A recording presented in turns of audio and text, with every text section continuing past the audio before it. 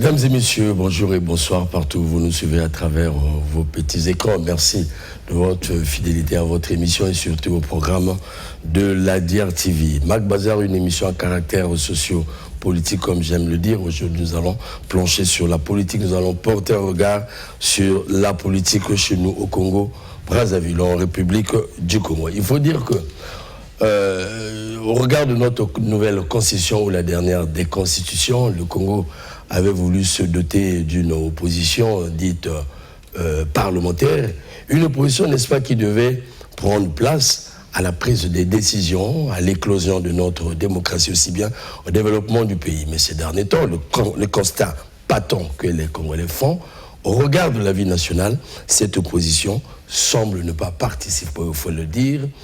Et aussi, cette opposition semble être en perte de vitesse au regard de la vie, n'est-ce pas, d'une manière globale, ou bien de sa vitalité. Question, peut-on encore parler d'une opposition au Congo? Ou encore, l'opposition congolaise joue-t-elle réellement son rôle? Et qu'est-ce qui explique la fragilité de l'opposition? Tels sont les grands points que nous allons aborder au cours de cette émission avec monsieur Conseil Barapéa, que vous connaissez bien, il est politologue, Jean-Junel Otungu, il est politique, et Niborine Dubiche D. Albert, il est politiste philosophe. Quel est l'intérêt donc de cette réflexion? Il faut avoir recadré les choses. Cette réflexion qui sera menée par ces grandes personnalités portera sur l'intérêt que le Congo accorde à son avenir. Et il faut rappeler que l'opposition est un maillon fort, en tout cas dans le jeu politique, le jeu démocratique. Et lorsqu'il y a problème au niveau de l'opposition, la presse, les intelligentsia ont le devoir, n'est-ce pas, de s'interroger. Alors bonjour chers invités. Bonjour. Alors monsieur le philosophe, le politiste au moins une fois de plus, merci de nous disposer de ce temps en tout cas, parce que je connais bien, vous avez un calendrier aussi chargé ces derniers temps. Également, Barapéa qui sort tout de suite froidement de Bayardel, disperser secours, et monsieur le politique et qui n'est pas facile à voir. En tout cas, je ne trompe pas vis-à-vis de mes invités parce que la fréquence, c'est pas facile dans ce monde qui bouge. Alors, nous, comme je l'ai dit tantôt, nous avons une opposition aujourd'hui qui pose problème en matière de santé politique. Ça va dans tous les sens, ne serait-ce qu'à porter un regard sur la vie des partis qui composent cette opposition. Première question, quel constat faites-vous de l'opposition congolaise et Barapéa? Merci de m'avoir invité. Et je remercie aussi mes deux co-panélistes avec qui nous allons partager ce repas intellectuel. Alors, la question porte sur le rôle de l'opposition, notre thématique. Et je dirais donc que la consécration institutionnelle de l'opposition au Congo a été établie après la conférence nationale. Et tout au long des changements des institutions entendues comme normes, c'est-à-dire la Constitution, l'opposition a toujours eu une place dans l'ordonnancement juridique de notre pays. Ça veut dire que la majorité en démocratie ne gouverne pas seule. Elle gouverne avec l'opposition qui se pose ou parfois se positionne comme le gardien, sinon le vigile de la démocratie. Par la prise de parole, par la prise de certaines positions sur des questions auxquelles le pays est confronté. Mais aujourd'hui, est-ce qu'on peut parler d'une opposition au Congo et qui joue pleinement son rôle? Ça, c'est la question qui est posée. Mais au regard d'un certain nombre d'événements, d'un certain nombre de faits, on peut mettre l'hypothèse selon laquelle l'opposition ne joue pleinement pas son rôle, surtout au regard de ces 5 dernières années. D'ailleurs, j'avais dit ici, sur votre plateau, que l'opposition congolaise fait ce que j'appelle moi la politique saisonnière. C'est-à-dire, on attend à l'approche des élections que l'opposition apparaît. Et de mon point de vue, l'opposition ne joue pas pleinement son rôle. Parce que l'opposition s'est opposée. C'est aussi s'illustrer par les débats publics, les débats politiques, la prise de position, la socialisation. Il y a un certain nombre de variables qui font en sorte que l'opposition puisse exister. Est-ce qu'au Congo, et l'opposition joue justement ce rôle, je ne pense pas. Georges Gidel, vous êtes politique en tout cas et vous menez une vie très active politiquement et vous êtes dans ce sillage depuis toujours et vous êtes mieux placé donc pour faire une telle lecture. Vos adversaires. Bonjour, M. Kilas. Merci. Bonjour. Non, ce ne sont pas mes adversaires parce que je ne suis pas de la majorité.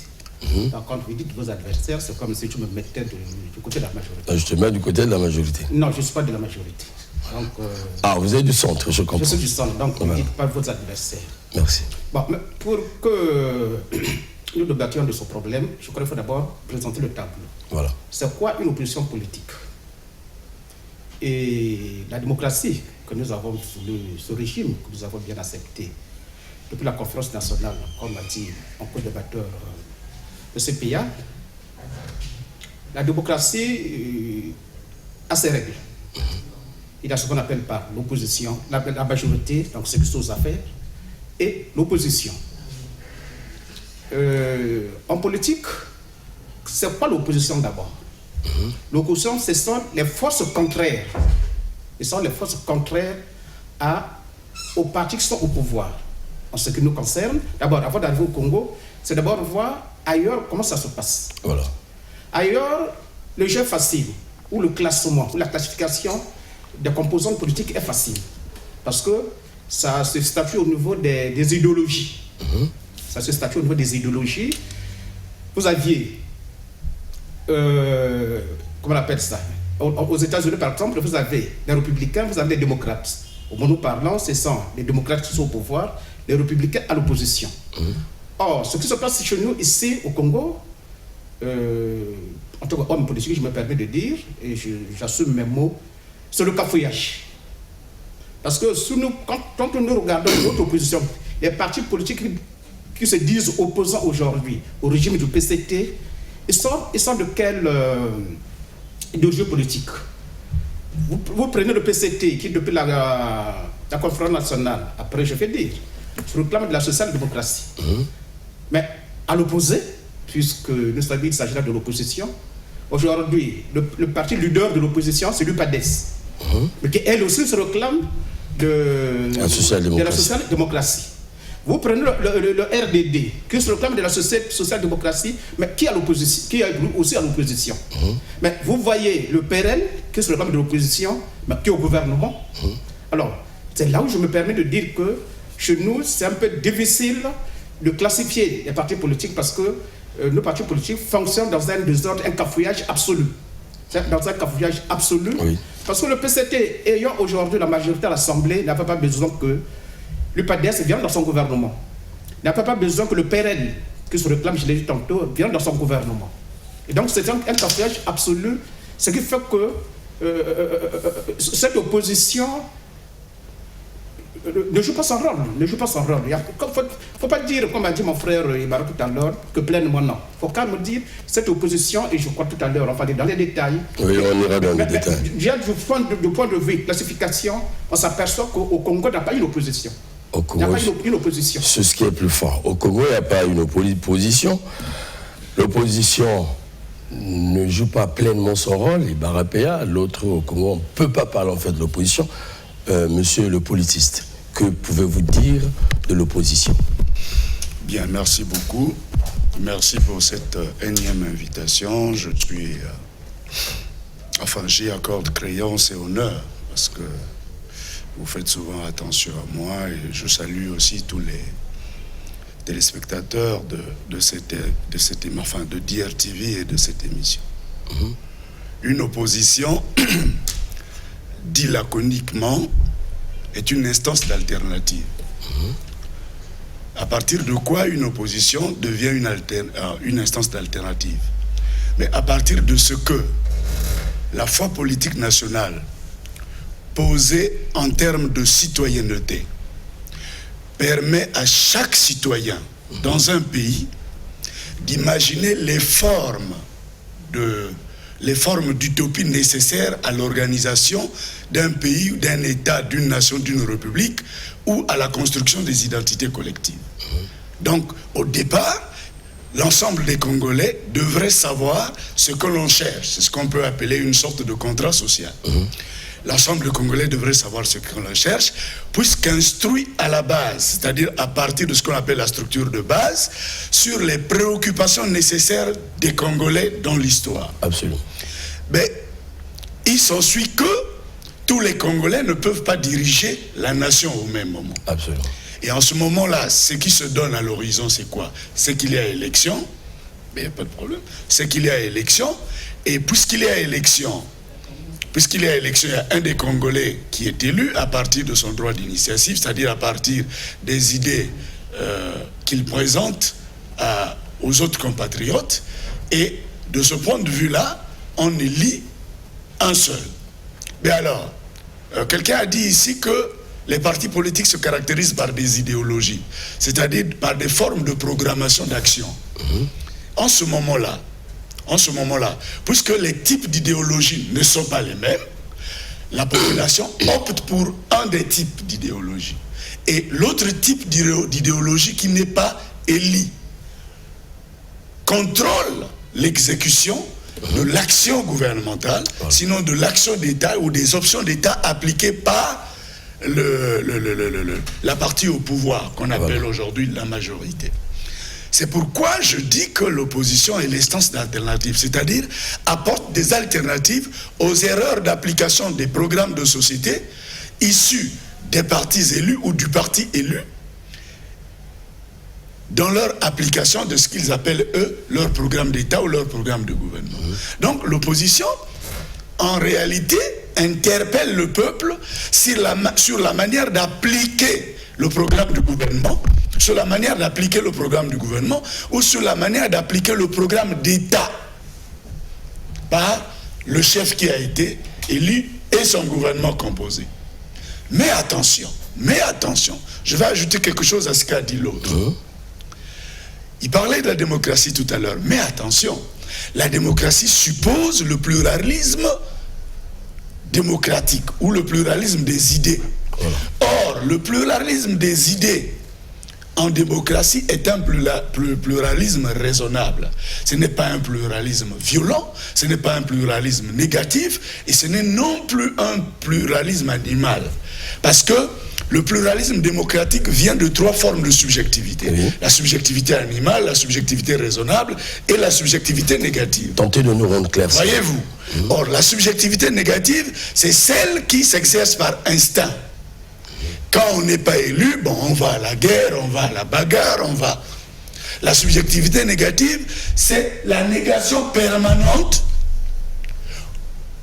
quoi que soit vrai les propos de l'autre, ou quoi que soit objectif le programme d'activité de l'autre. Voyez-vous. Mais la subjectivité raisonnable, c'est celle qui reconnaît la part favorable. Voilà. La part favorable de l'action de l'autre dans la construction des identités collectives, dans l'édification de la nation, l'édification de la République, mais aussi le progrès de la République.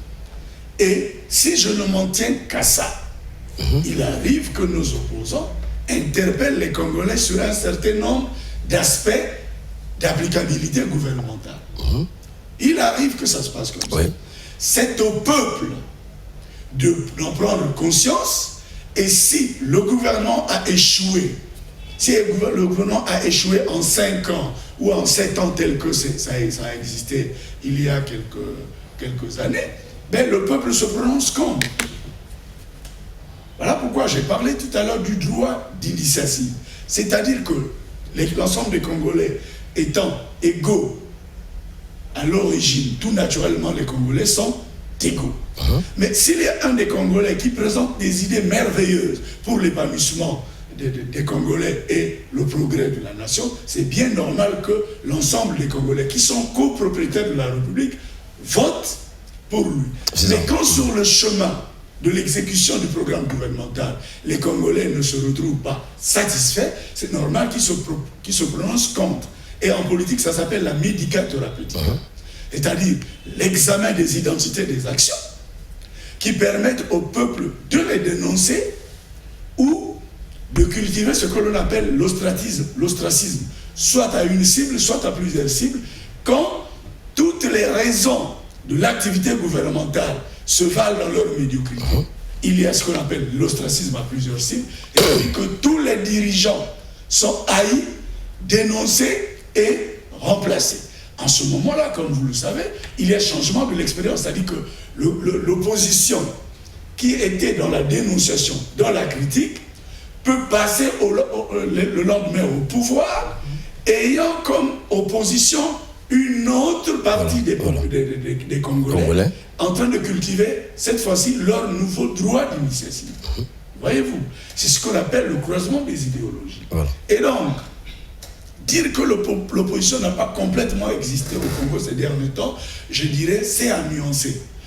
J'ai vu les Mathias nous ont parlé, les Clément Mirassa parler de l'économie. Nous avons écouté dans ce pays les histoires des 174 milliards, des, comment vous appelez ça, les frais des générations futures. Donc l'opposition interpelle tout de même, interpelle, s'il vous plaît, je vais terminer, l'opposition interpelle les consciences citoyennes sur l'action du gouvernement en ce qui est de ces dérapages. Maintenant, puisque le Congo est une entité historique, nous n'allons pas nous tuer parce qu'il y a eu des erreurs. Bien au contraire, cette interpellation doit nous permettre de surmonter nos erreurs, de surmonter nos glissements, pour qu'au lendemain, nous ne revenions pas sur les mêmes bêtises. Voilà le problème. Et c'est le jeu dialectique en politique. Voilà. Et là, vous êtes en tout cas dans la science. Merci pour cette expérience. C'est d'ailleurs votre raison d'être, parce que c'est votre domaine, M. Nibourine. Alors, vous venez de présenter, franchement, ce tableau scientifique-là, ce que ça devait être. Il faut le dire comme ça.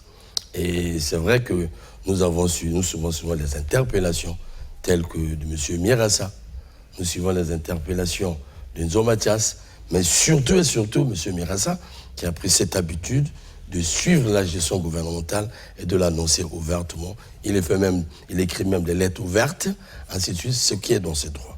Mais j'ai parlé d'une opposition parlementaire. Certains, à l'époque, ont boudé cette opposition aujourd'hui. Mais dans la réalité des faits, des choses, je vais présenter, par exemple, vous avez dit, tout le monde se convient ici que l'UPADES, c'est ce parti-là qui incarne l'opposition.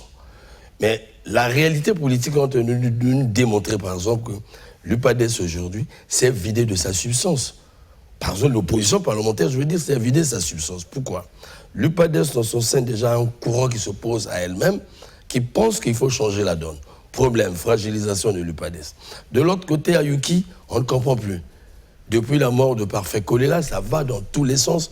C'est des réunions de nuit, c'est des congrès de nuit. On s'interroge, on se réinterroge. Faut-il aller à un congrès? Quel est le vrai congrès jusqu'à aujourd'hui?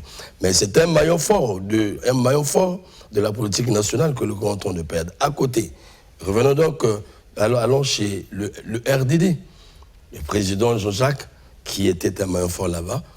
En tout cas, avant même les élections, il avait annoncé son départ de ce groupe.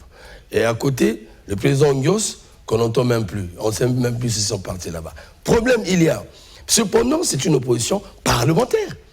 Ça veut dire une opposition représentative des Congolais, qui doit s'asseoir à la table des discussions, de la prise de décision, ainsi de suite. Mais lorsqu'il y a, il faut dire, cette cacophonie, alors, est-ce que l'opposition joue son rôle aujourd'hui? Voilà. Bon, Monsieur Oukilas, ouais. La question que vous posez est le cœur de la vie nationale aujourd'hui. Voilà. Et elle ne concerne pas que la politique, je vais vous le dire. Il y a aujourd'hui un problème de psychologie nationale, c'est-à-dire de psychologie politique nationale. Le pays est confronté à une fragilité multisectorielle telle que, au plan économique, nous ne mobilisons pas assez de capitaux pour financer nos secteurs de développement, et vous le savez. Ce qui fait que même nos salaires, et le Premier ministre Mwamba l'a dit à l'Assemblée avant qu'il ne parte, et même nos salaires sont aujourd'hui payés de manière brute, sans prévoir tout ce qu'il y a d'IRPP, parce que le Premier ministre Mwamba disait à l'époque, ben, si la question des retraites pose problème, c'est bien parce qu'aujourd'hui nous ne payons que des salaires bruts. Il faut qu'on arrête de payer les salaires, qu'on retrouve notre efficacité complète, et en ce moment-là, on paye les salaires, y compris les comptes qu'il faut verser aux caisses de retraite. Cet argument du Premier ministre Mwamba me ravise en ceci, que le pays est finalement en difficulté. Et tous les Congolais en sont taux courant. Oui. Au point où ça produit une fragilité psychologique nationale, y compris au niveau du gouvernement. Or, ce qui se passerait dans un tel cas, ce n'est pas la pathologie. Ce qui se passerait dans un tel cas, c'est que la crise suscite la pensée. C'est que la crise suscite les options de solution, les options d'issue. C'est-à-dire que chaque parti politique s'asseye, examine la situation politique nationale et essaie de voir si nous ne pouvons pas créer ce que l'on appelle des images anticipatrices de société ou des images anticipatrices d'administration qui nous permettent de nous en sortir, surtout économiquement. Or, nous constatons que et l'université et les partis politiques ne font pas ce travail, simplement parce que nous nous disons quel est le Dieu qui viendra nous sauver. Pourquoi l'opposition ne parle pas? Parce que l'opposition sait qu'elle parle ou pas, on aura la même issue, on aura la même situation. Une fatalité, quoi. Une fatalité. Or, et là je vais parler en philosophe, il est interdit aux humains, génie après génie, d'abdiquer devant les charges qui se présentent à notre existence. Parce que justement, plusieurs génies ne peuvent pas échouer devant un problème complexe. Absolument. Il faut se mettre à la réflexion et trouver des solutions. Se remettre en cause. Vous voyez, vous avez aujourd'hui notre économie. Notre économie fonctionne plus à prévision qu'à provision. Vous le savez, à partir de la fiscalité, à partir de tout ce que nous faisons aujourd'hui, les TVA et tout ce que nous savons, il n'y a que nous attendons tout de cette fiscalité-là. En matière de provision, nous avons par exemple des sociétés comme la SNPC. Aujourd'hui, nous ne pouvons pas imaginer à quelle hauteur la SNPC contribue au fonctionnement de l'État. On ne peut pas l'imaginer. Oui. Mais nous vendons le pétrole, n'est-ce pas? Bon, j'imagine qu'à, comment vous appelez ça, au trésor public, nous avons quelques biens, quelques richesses qu'on peut échanger. Mais qu'est-ce que cela nous rapporte pour qu'on renforce si vous voulez, les efforts de fiscalité? Or, nous avons constaté que d'année en année, nos budgets ne font que baisser. Quand ça s'est augmenté, on organise des collectifs budgétaires, mais très souvent, les résultats ne sont pas attendus. Oui. Je termine pour vous dire ceci. Attention, c'est une question très importante. Oui. Il est question de nos capacités de production, notre capacité de financer le développement. Et quand, psychologiquement, nous nous rendons compte que nous n'en sommes plus capables, nous tombons en fragilité et même le politique manque de mots. Parce que chacun des Congolais attend toujours les solutions d'un autre. C'est pourquoi il y a 2 ans, je proposais la convocation d'une convention nationale spéciale, où ce ne sont plus les politiques qui s'asseyent uniquement pour régler la question nationale, mais qu'on fasse asseoir toutes les instances de la nation qui réfléchissent chacune sur ces fragilités et proposer des solutions. À la fin, je vais terminer par là, à la fin de chaque examen, proposer des cahiers de charges sectoriels, institutionnels, nationaux ou que sais-je, afin qu'on appelle des experts qui réfléchissent sur ça. Et s'il faut s'engager dans les endettements pour sauver le pays, on s'engage. Mais s'il faut faire en sorte que nous convoquons les forces du pays que nous n'avons pas encore convoquées, nous le faisons. Si nous continuons à assurer cet amartement, pour parler comme les Grecs, cet échec collectif, mais nous allons disparaître dans peu de temps. Alors, monsieur Deborine, quand je vous ai écouté, j'ai envie de dire au revoir à la prochaine fois. En tout cas, vous avez dévoré assez du temps. Il fallait que je vous laisse parler pour comprendre ces choses.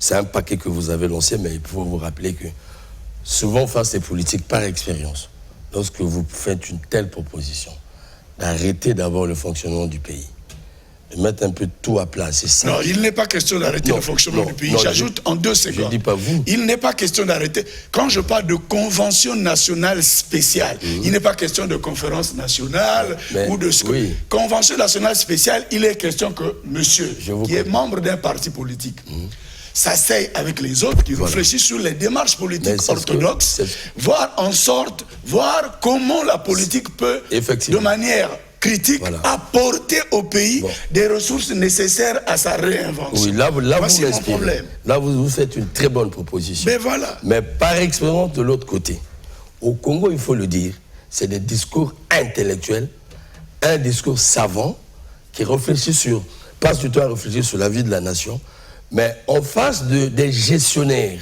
Je dis mais en face des gestionnaires, j'ai souvent écouté ça. Ça veut dire ceux qui peuvent leur faire peur par parfois ignorance. Parce que lorsque le jeu politique est mis au-dessus de tout, c'est là le problème.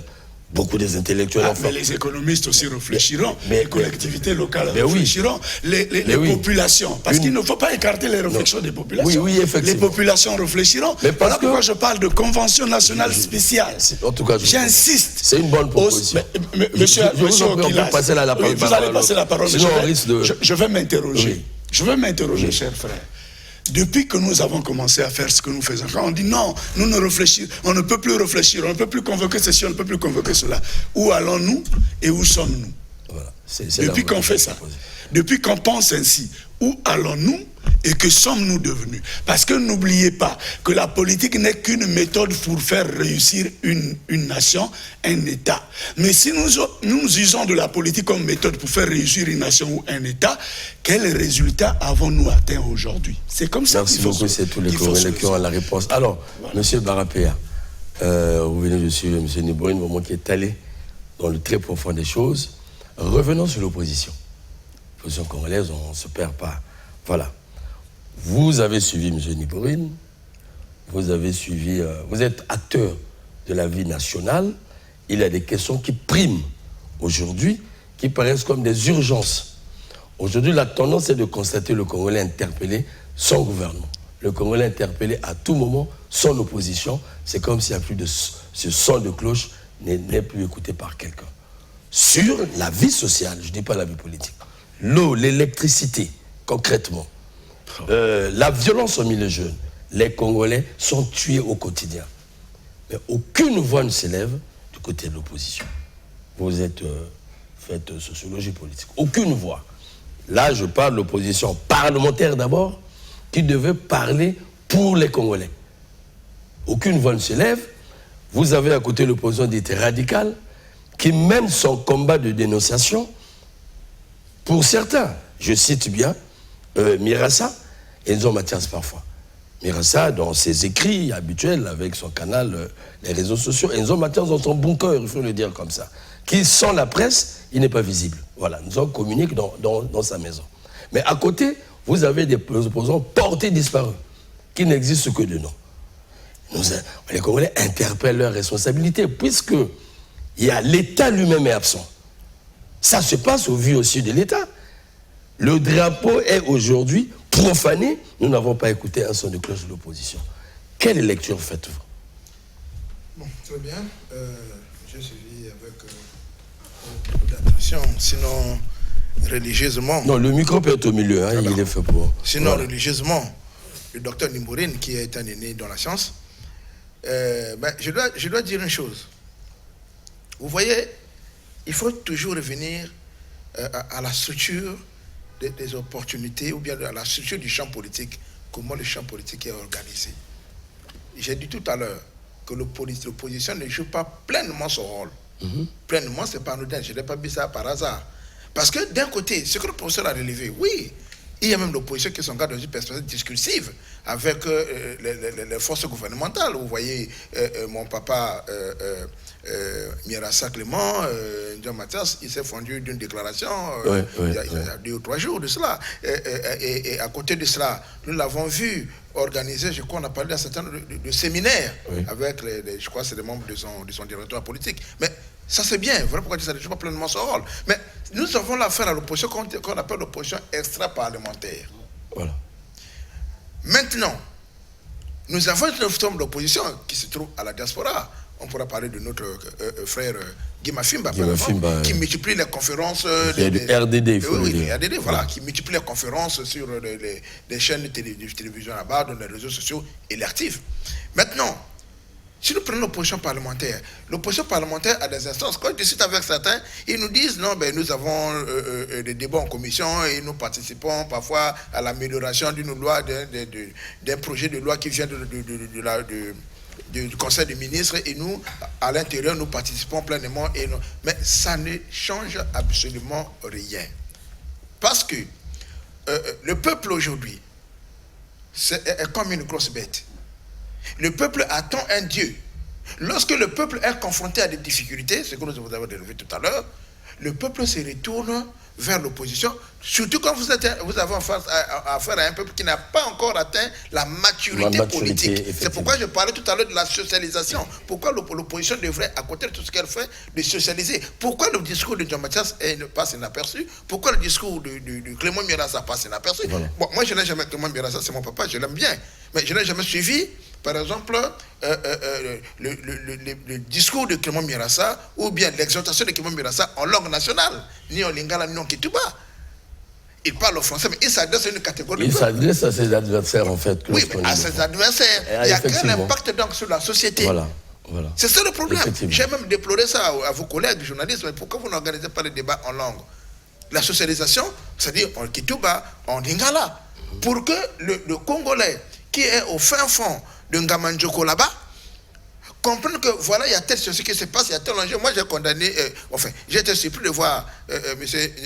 Nzo Mathias pendant la conférence, l'élection de 2021, par exemple, à Makwa et au Wando. Il parlait aux populations. Non seulement il parlait en français, et à Gamboma, non seulement il parlait en français, mais il parle de la TVA, du PIB, mais est-ce qu'il n'y a pas de symbiose? Si nous qui sommes, on a quand même fait l'effort d'avoir au moins le bac, on a du mal à comprendre ce que c'est que la TVA, ce que c'est que le PIB, mais combien que les mamans qui sont au village, les jeunes qui sont au village comprennent cela? Le problème, c'est ça l'efficacité du discours oppositionnel sur le plan de la communication. Et j'avais pensé que dans l'équipe de M. Domatas, par exemple, il avait des jeunes de Makwa. Il n'est pas interdit à un candidat de parler dans sa langue. D'ailleurs, on a vu M. Guy Pafekolela le faire. Et il y avait le résultat. Donc, il y a ce côté-là. Maintenant, vous avez cité les partis qui disparaissent. J'ai parlé ici de la structure du champ politique. Comment le champ politique est-il structuré? Si vous ne tenez pas compte de la structure du champ politique, comment les échanges politiques sont organisés? Comment des passerelles sont établies entre les différents acteurs? Nous avons, au Congo, nous avons un talent fou. Nous avons toujours réglé nos problèmes entre Congolais. Même la guerre du 5 juin, c'est vrai qu'il y a eu cette résolution à Libreville, mais ça n'avait pas donné. Mais nous avons fini la guerre ici au Congo. Mais parce que entre les acteurs et les belligérants sont devenus des parents oppositionnels et les acteurs du pouvoir, il y a des passerelles qu'on utilise. Cette familiarité qui fait donc en sorte que parfois la familiarité va au-delà de l'aspect politique et l'opposition ne peut prendre la parole que quand il s'agit de faire un chantage. Voilà. De faire du chantage politique. Vous avez évoqué le drapeau qui serait profané, qui était profané par les élèves. Bon, tout le monde a fait du bruit, sauf l'opposition. Sauf l'opposition. C'est vrai quand même. On se pose la question, est-ce notre opposition? L'indignation était totale. Est-ce que, lorsque les citoyens congolais détournent des milliards de francs CFA pour aller mettre dans les paradis fiscaux, ça aussi c'est de l'incivisme politique-économique qui s'indigne. Au plus haut niveau de l'État. Voilà, qui s'indigne. Les enfants l'ont par ignorance, moi je le pense. Les enfants l'ont par ignorance parce qu'il n'y a plus le cours de morale, il y a le cours d'intelligence civique. Qui s'indigne? L'opposition ne s'indigne pratiquement pas. Je parle là de l'opposition parlementaire. S'il y a l'opposition extra parlementaire de John Mathias, c'est tout qu'il faut des communiqués qui s'indignent, mais qui le fait de l'autre côté. Donc aujourd'hui, nous sommes dans des transactions politiques. La structure de la structure politique aujourd'hui est organisée sur la base des transactions. Et la structure de la compétition politique électorale aussi est organisée sur la base des transactions. C'est pourquoi vous allez voir les acteurs oppositionnels élus au Parlement savent que un discours très écarté pourrait avoir des impacts sur ma prochaine élection dans 5 ans. Parce que nous sommes ce que j'appelle une structure de la compétition politique négociée. Où il y a donc, c'est pourquoi quand on observe... Le politique rit là. Ben oui, c'est quelque chose. C'est pourquoi je parle donc, il faut mettre fin, chercher d'abord à réorganiser la structure de la compétition politique électorale et la structure politique, pour mettre fin à ce concubinage incestueux. Oui. Alors vraiment incestueux, que l'on observe entre les acteurs oppositionnels et ceux qui sont au pouvoir dans le cadre de l'entrée parlementaire. La preuve aujourd'hui, vous ne pouvez pas demander, par exemple, à M. Tchati Mabiala d'ouvrir grandement la bouche Parce que... Alors que c'est son devoir. Mais il ne peut pas. C'est son devoir. Il ne peut pas. Et le devoir est républicain. Oui, l'opposition est différente de son parti politique. L'opposition est un pouvoir. Romik, je comprends que vous êtes journaliste et philosophe de formation. Je vous en prie. Je comprends. Mais la politique, c'est le fait.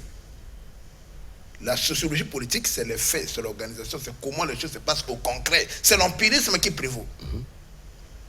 Aujourd'hui, si le parti gouvernant ou le parti dominant décide qu'en 2026, les élections sont en 2026, non? Décide qu'en 2026, M. Tchatchouma Abiola ne sera plus chef de l'opposition, il ne le sera plus. Et en ce moment-là, l'acteur devient non seulement rationnel, mais alors vraiment très sage. Et personne ne veut sortir du statu quo. Que ce soit les acteurs oppositionnels, le docteur a pris un exemple patent. Regardez les questions économiques qui se posent dans notre pays. Voilà. Ça passe dessus. Les questions économiques, même ce mariage, ce concubinage incestueux entre opposition, c'est parce que nous avons des questions économiques, nous avons des questions de société, nous avons des questions sociales. Et les gens ont du mal à résoudre ces questions sociales, lorsque l'opposition, qui connaît sa posture et sa position dans les institutions, essaye un peu de prendre là, on a vu certains qui ont, vous voyez, l'Assemblée qui a eu, la législature où il y avait des Mokweke, des Madame Mounari, c'était quoi la législature 2002. Oui, 2002. Vous avez vu comment le débat était animé à l'Assemblée avec M. Kinyumbi Kiambongo. Mais qu'est-ce qui s'est passé? M. Kinyumbi Kiambongo a été élu au bureau, il ne parle plus depuis là. Parce qu'il a donné de réserve. D'accord? Bon, M. Tchatchouma Abiola, qui parfois fait prend la parole, il critique, mais à la fin, il vote la loi après avoir critiqué. Mais d'autres disent que c'est un après avoir, voilà. Non, mais après avoir critiqué, il montre même la faiblesse. Mais comment critiquer, à la fin, comment être convaincu des arguments des autres? Lorsque vous avez fait sortir, vous avez fait une critique. Vous avez fait sortir des faiblesses, et parfois des faiblesses qui sont visibles. Mais à la fin, vous votez. Il vote la loi. C'est un paradoxe. Donc, non. M. Tchatchouma Abiola est tout sauf fou. Parce qu'il connaît la structure de la compétition politico-électorale. Merci beaucoup. En tout cas, c'est très intéressant.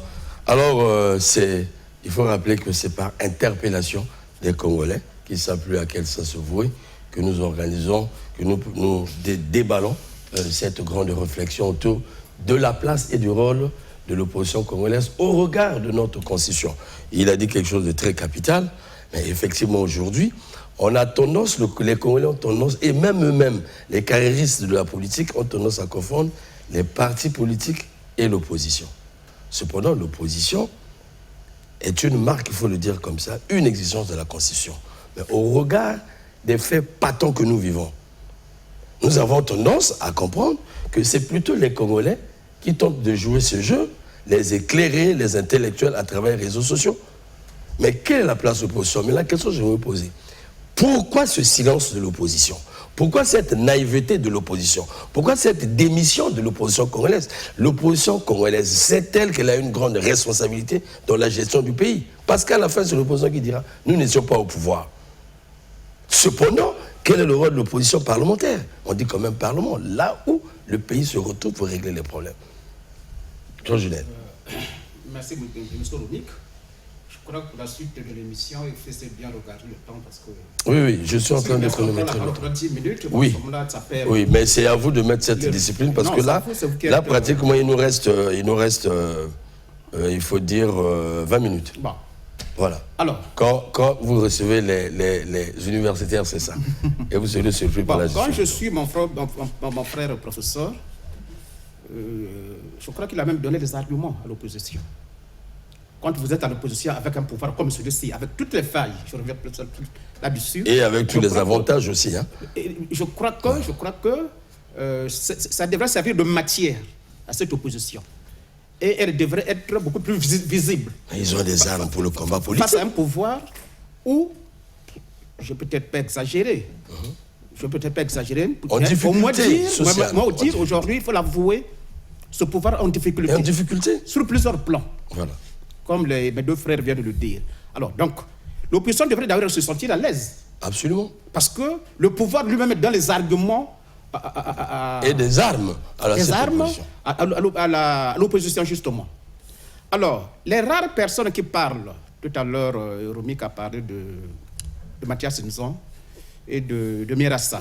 Mais les deux qui, d'abord, ils sont de l'opposition extra-parlementaire, et au niveau de leur propre parti politique, ils sont l'ombre d'eux-mêmes. Parce qu'aujourd'hui, il faut l'avouer que le président Mirassa, en dehors de son carré familial, il peut aujourd'hui s'adresser à quel Congolais qui fait écouter son message. Il a un problème d'ancrage. Pardon? Oui, en tant qu'homme politique, a-t-il de l'ancrage? Voilà. Est-il structuré? Mathias Nzon, le président Mathias Nzon, qui est mon beau-frère, puisque ma femme est Bangangoulou, bon, lui, en dehors en dehors de ma belle famille, là, et qui tout n'est pas avec elle, je parle de toute la famille qui n'est pas avec lui, qui peut écouter le message de Mathias Nzon. Maintenant, quand nous parlons, tout à l'heure, vous l'avez déjà abordé, de l'opposition parlementaire. Voilà. Mais Ibarra Payet l'a dit. Je crois qu'il y a un adage africain qui dit une bouche que moi je ne parle pas. Ça faut être clair, Romik, dans tes émissions. Une bouche pleine ne parle pas. Si aujourd'hui, M. Tchati Mabiala, devant tout ce que nous décrions, tout à l'heure vous avez parlé de cas du drapeau, mais c'est un symbole. La mort des Congolais. Constant, tu as voyagé. C'est un symbole. Entre-temps, nous avons eu un dossier grave, le dossier de Figa.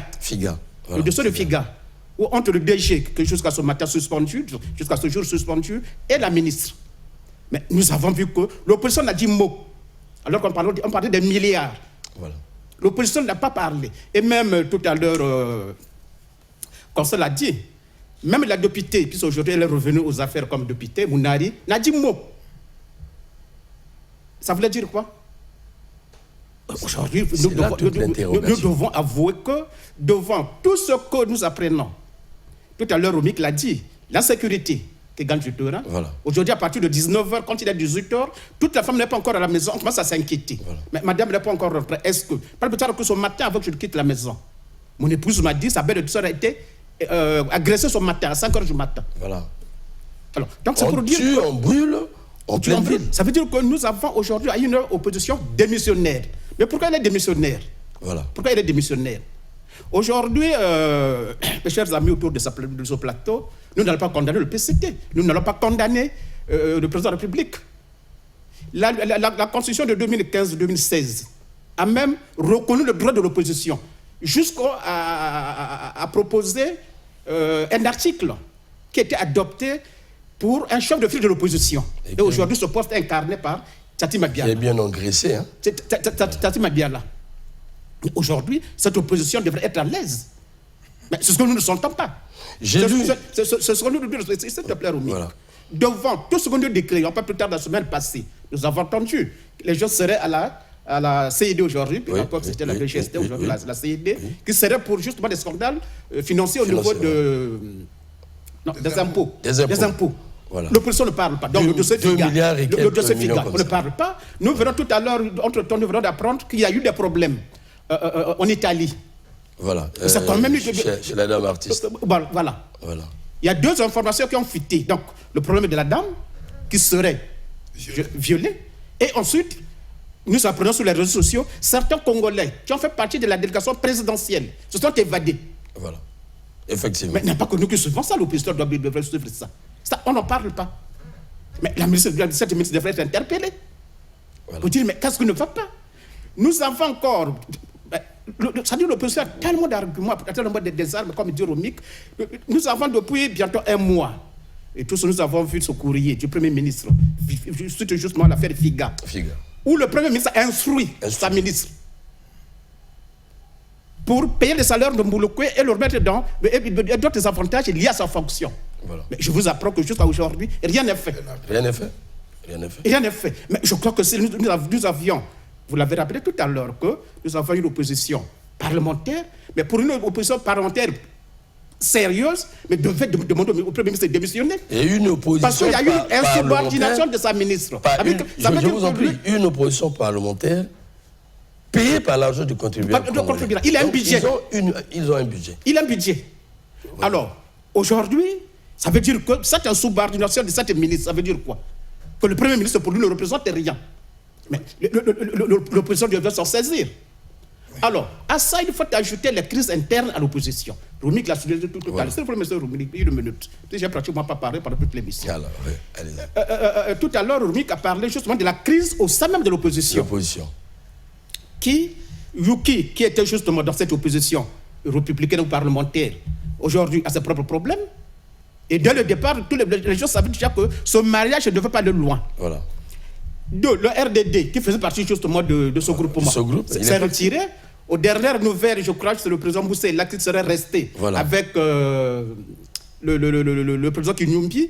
Voilà. Mais c'est des partis. Donc aujourd'hui, cette opposition n'est réduite maintenant qu'à l'UPADES elle-même, qui elle-même aussi a des problèmes. Curieusement, représente vous voyez? les Congolais. Et ce qui fait que ce silence coupable, je dis ce silence coupable, M.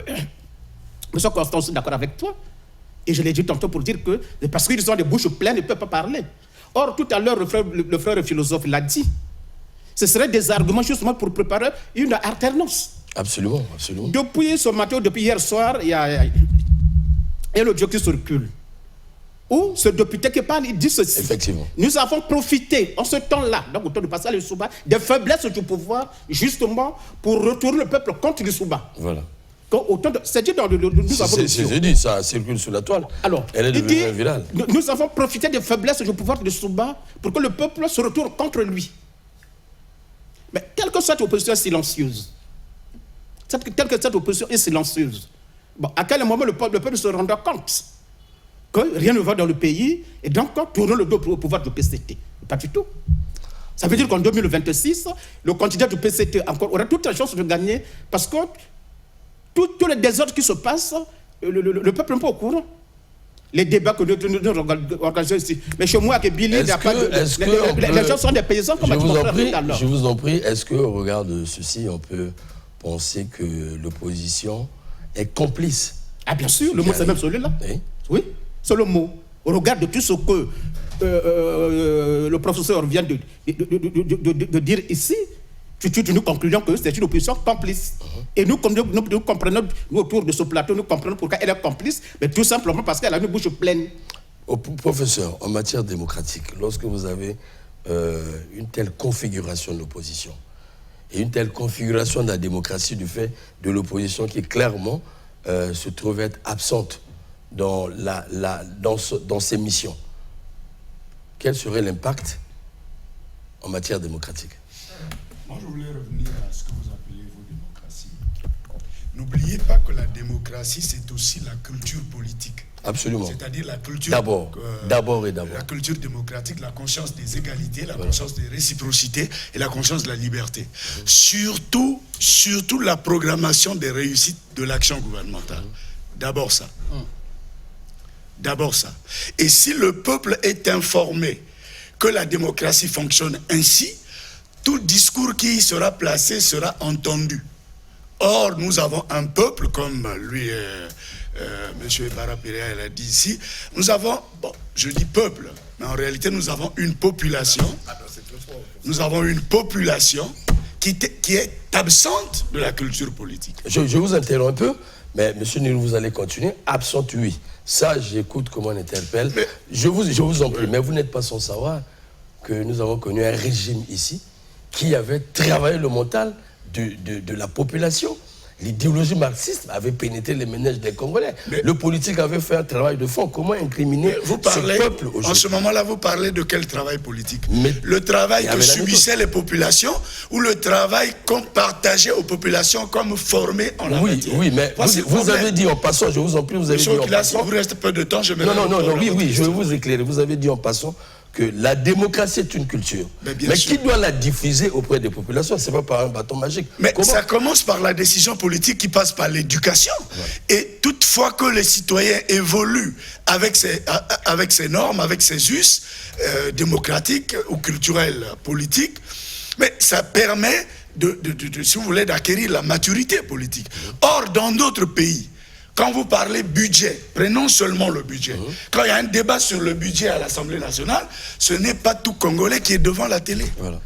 Mais quand il y a un débat sur la politique, opposition contre majorité, les Congolais sont devant la télé. Voyez bien qu'il y a un problème de culture démocratique par les politiques. Voyez-vous, c'est pourquoi j'aimerais revenir au problème. Quand on dit, voilà, l'opposition est silencieuse. Bon, posons-nous une autre question. Depuis combien de temps l'opposition a été écoutée dans ce pays? Posons-nous cette question aussi. S'il vous plaît, je poursuis. C'est une question que je pose en Mais qui est en brigade? Est-ce que l'opposition est embrigadée? Elle n'est pas embrigadée, mais la conscience citoyenne peut faire que on se résolve à se dire, on parle, on n'écoute pas, on fait ce que l'on veut, mais allons-y. Parce qu'il ne faut pas penser, je vais rentrer là s'il vous plaît, il ne faut pas non plus penser que le pouvoir de Brazzaville est un pouvoir sain. Parce que quand vous critiquez l'opposition, moi je vois les députés de la majorité critiquer leur propre action. Mais ça donne quoi aujourd'hui? C'est des humains. Ça donne quoi aujourd'hui? Ça ne donne rien du tout. Est-ce que c'est pas la Donc l'opposition, n'oubliez pas que nous sommes dans une société d'opinion. Nous sommes dans des sociétés villages tribales. Il ne doit pas l'oublier. Nous sommes dans des sociétés villages tribales. Vous savez, nous sommes dans les sociétés villages tribales où les prosopopées sont les premières quantités. C'est-à-dire que tout de suite on dit, même le président de la République a dit un jour à un opérateur économique, ben, si on vous arrête là, ben, les gens commenceront à dire voilà, on l'a arrêté. Vous voyez, il y a déjà ça dans la tête. C'est pourquoi l'opposition, je termine, c'est pourquoi l'opposition psychologiquement peut être entamée. Mais pourquoi pas corrompue? Je ne nie pas le fait qu'elle est calme. Non, pourquoi pas corrompue? Parce que lorsque nous allons vers les états-majors, je vous dis, mais quand nous arrivons, mais effectivement, quand nous arrivons les allégeances existent en politique. Qu'est-ce qui crée les fragilisations, les conflits au sein de ces partis? Mais vous entendez les partis vous dire que oui, je voulais ajouter ceci. Financé par la majorité. S'il vous plaît, je voulais ajouter ceci. Parce que si vous n'énumérez pas cet aspect, nous allons nous perdre. Nous sommes en politique. La politique, c'est le libéralisme. Ce n'est pas parce que l'opposition, le groupe de l'opposition n'est plus constitué qu'un seul qui parle ne suffit pas. Non. Alors, ne nous trompons pas de ce côté-là. C'est un libéralisme d'idées.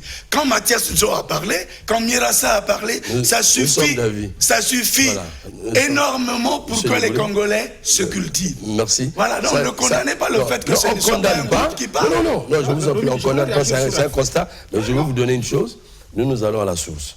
Quand vous allez chez Yuki, je dis avec des preuves, il y a un camp qui vous dira, Yuki est en perte de vitesse parce que les gens de Yuki ont pris les fonds de la majorité. Quand vous allez à l'UPADES, mais il faut, ça ne sort pas ici. Pourquoi? Attendez, quand vous allez à l'UPADES, vous avez le même discours. Ne dites pas que ils savent que rien ne se fera, mais ça aussi c'est leur responsabilité. Ça c'est quelle forme de politique? Je vous en prie, deux minutes, parce que nous sommes presque... Je peux répondre. Oui. Je reviens sur les propos du professeur de tout à l'heure. Non, nous avons vu que moi j'ai toujours pensé que la meilleure législature c'est celle-là de 92-97, autour de Pascal et de Souba, où le PCT qui est aujourd'hui au pouvoir, tout à l'heure vous avez parlé de l'alternance, n'est-ce pas? Le PCT, je crois, est allié, n'avait pas 30 députés, mais autant de Bambette. Jacques Bambette, autant de celui qui est aujourd'hui ambassadeur, Ebovi et autres. Mais vous avez vu comment est-ce que le Kunzu, vous avez vu comment ce parlementaire qui, quand il prenait la parole, c'était trop beau, quoi. C'était pas pour convaincre. Le contexte n'était pas le même. Là, c'était même un contexte plus difficile parce que c'était un contexte d'armes. S'il vous plaît. Mais lesquels font allégeance? Ce sont les hommes qui font allégeance. Vous pensez qu'en ce temps-là, les gens ne l'ont pas dit. Il y a 7 minutes. Il y avait certains membres de parti qui ont été corrompus. Mais quand je prends cet exemple, parce que nous avons vu que c'est des minorités. Je dis bien minorité. PCT apparenté, je crois que la chose ça. Voilà, il y a des PCT apparentés. Mais ces députés, autour d'une quinzaine, vingtaine, quand ils prenaient la parole à l'Assemblée, et le peuple suivait. Parce que le débat est intéressant. Aujourd'hui, il n'y a pas de débat. Aujourd'hui, tout à l'heure, je te passe la parole, l'autre, c'est pas bon de donner la parole. Mais aujourd'hui, quel est le député de l'opposition qui convainc quand il prend la parole? Et il s'appelle qui? On le connaît pas. On l'appelle qui? On ne le connaît pas. Non, s'il vous plaît. Oui, Coco, c'est Barapia. Pour ça, vous devez savoir qu'on ne critique pas l'opposition. Quand nous critiquons le pouvoir, l'opposition applaudit. L'opposition doit permettre qu'on les critique. Voilà. Alors, le problème, c'est ce qu'on reproche à l'opposition, c'est quoi? Vous savez bien, vous êtes politiste, vous savez ce qu'on appelle la fenêtre des opportunités politiques. Vous avez 2 minutes, vous avez 2 minutes. Les FOP. Aujourd'hui, le pouvoir a tout donné à l'opposition, c'est-à-dire a donné le pouvoir à l'opposition sur le plateau. Parce que l'opposition, le pouvoir de la politique, c'est quoi? Comme vous êtes dans une position alternative, vous devez créer un rapport de force qui vous est favorable. Voilà. Vous le savez. L'opposition aujourd'hui, le champ politique national est aujourd'hui défavorable à ceux qui sont au pouvoir. Les questions sécuritaires, les questions d'emploi, les questions de... Ce sont tous des éléments qui sont aujourd'hui en faveur de l'opposition, du groupe oppositionnel, si réellement ce groupe avait une rationalité. Or, la rationalité oppositionnelle aujourd'hui s'est réduite à une rationalité alimentaire. C'est une rationalité alimentaire. Non. Parce que comment comprendre que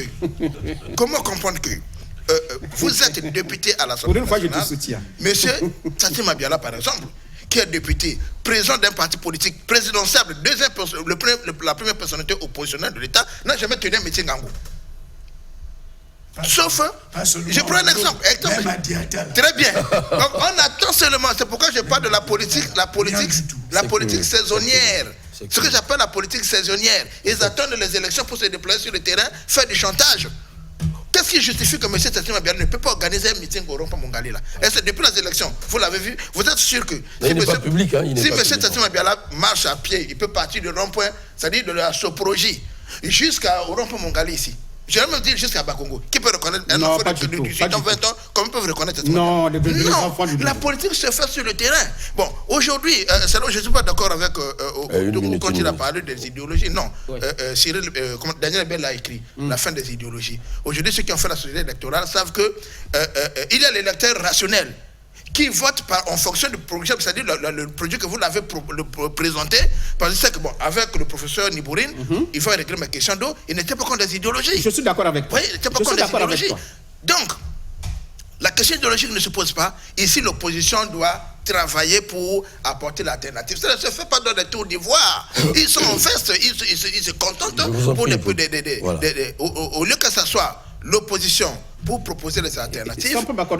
Ils sont dans l'opposition du positionnement. Voilà. Et vous avez donc les opposants de l'opposition, puisque entre eux ils se canadent. On sait que le champ politique, même le parti politique, vous savez pourquoi Ongios a quitté Tati Mabiala? C'est l'occasion de dire à ce monsieur de l'UPADES qui est en train de penser les changements, qu'il a invité au plateau Magle Bazar. Nous avons fait 4 tentatives d'invitation.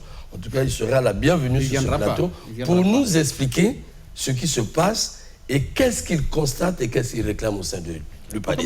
Parce qu'on a laissé dire, nous avons suivi ça sur les réseaux sociaux, au moment où le Congo est bourré de situations, au moment où le bourré de problèmes, l'UPADES va organiser, je ne sais pas, il va organiser sa jeunesse, sa Dolisie, tout comme s'il n'y avait pas de problème dans le pays. Ça, on fait un changement. Franchement, je partais lyncher au niveau des réseaux sociaux. Ah, bien sûr. Voilà. Mais 30 secondes, pour terminer. Justement, pour aller dans le même sens que vous. Pendant qu'il y a des dossiers brûlants, cette opposition ne parle pas. Mais le jour où Komoto m'a parlé de Kamababélé, on a vu comment cette opposition s'est mise debout. Jusqu'à obtenir avec ses amis du PCT le départ de Mouton. Le concubinage incestueux dont tu fais allusion. Je suis d'accord avec toi de ce concubinage-là. Voilà. Mais parce que c'était l'enfant de Tati Mabiala. Voilà. Nous avons des questions des Rwandais, des terres et tout ça. L'opposition est muette. Donc nous allons chuter. Mais le temps, j'ai géré bien le temps. Il est question que tous les Congolais jouent leur rôle, que l'opposition s'annonce. C'est une exhortation. Éveille les consciences. Éveille les consciences. Et le reproche de M. Ebara Tati Mabiala est fondé en raison. Parce que justement, l'opposition ne se manifeste pas. Question d'argent ou pas, nous ne le savons. Ils ont un budget. Ils ont un budget, professeur. Ils ont un budget, professeur. S'il vous plaît. Tout de même, il en reste que tous les Congolais, tous les cadres congolais, se mettent ensemble pour surmonter la détresse nationale. La diversité nationale. Vous ne pouvez pas comprendre qu'à Owando, Olombo, Obuya, comment vous appelez ça, toute cette zone-là, qu'on n'ait aucune entreprise. Comment créer les motifs de soutenabilité de la vie des populations? Partez à Sibiti, Dolisie, Luango, un peu partout, c'est une fragilité nationale. Incroyable. Là encore, moi, à votre tour, j'appelle l'opposition à éveiller la conscience du gouvernement sur ces questions. Ce que je sais, c'est que le gouvernement est quelque part en difficulté. Parce qu'on ne peut pas comprendre qu'une maison, je dis bien une maison, celle qui est au CCF là, ne puisse pas finir. Un État bantou ne puisse pas terminer une maison. L'ancien siège, vous voulez dire, du ministère de l'Intérieur. Je parle du siège. Le chantier. Non, le ministère de l'Intérieur. De l'Intérieur. Ouais. Le chantier, c'est Ça fait combien d'années dans la là? culture bantou, on n'arrête pas la construction d'une maison. Vous voyez? Alors, donc je comprends que le gouvernement soit en difficulté, mais seulement, il faudrait qu'on coalise les efforts pour aller plus haut. Nous avons la charge de la jeunesse à prendre. Tout ce que la jeunesse fait là, vous parlez du drapeau. Mais c'est une forme de ras-le-bol. Mais bien sûr.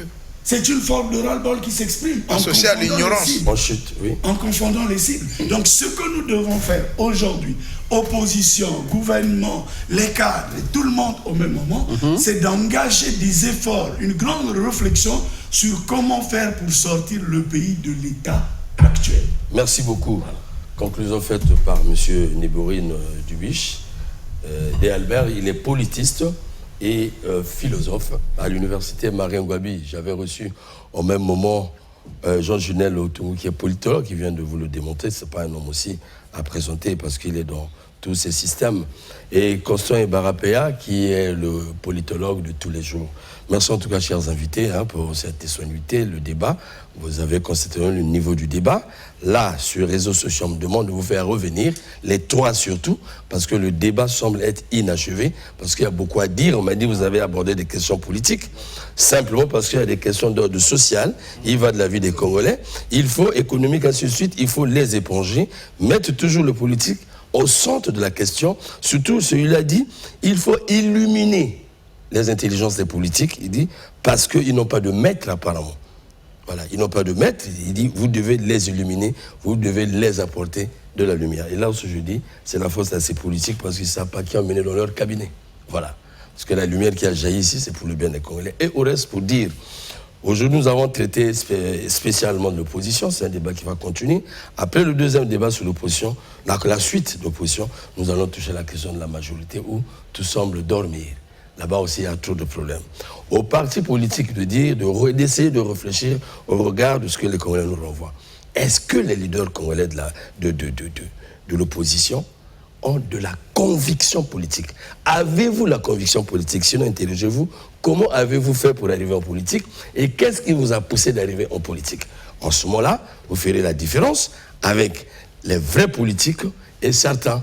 Et parce que le Congo a besoin des politiques. Le Congo a besoin de la politique pour gérer cette société, pour la faire évoluer. Et quand j'ai dit ça, je vous dis au revoir, à la prochaine fois. Merci.